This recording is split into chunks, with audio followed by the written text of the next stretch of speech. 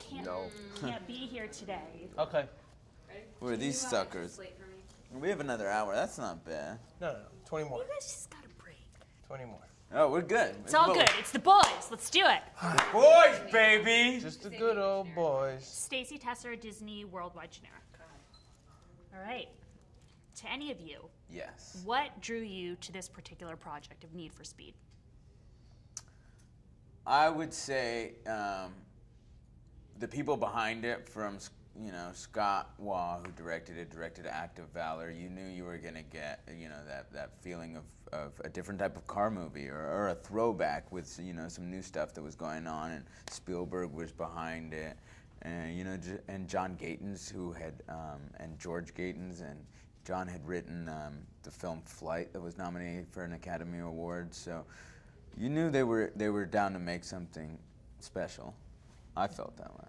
Yeah, after meeting with Scott, I could just, he kept kind of telling me how he wanted this to be kind of a throwback to the old car culture movies, and I knew him and his brother before, and I just had faith, just because of his background in stunt worlds, that he would try to capture something, authentic, and try to make it kind of a very visceral experience, which I think he did.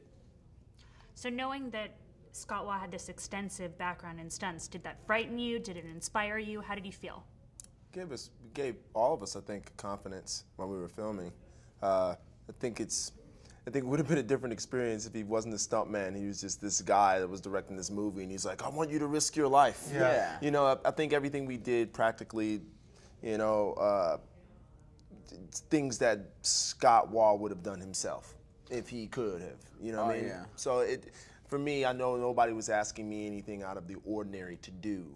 And everybody's safety was the first priority on set. So, whether it was them asking, or Rami asking them to really do his stunt on the freeway and getting on the truck, it wasn't just a quick yes. They went and figured out how to make it possible, So, yeah. It's a big movie, too, and he had a very specific way that he wanted to execute it, and he wanted it to be all live. And I think a lot of directors might have said, you know what, let's just green screen this and green screen that.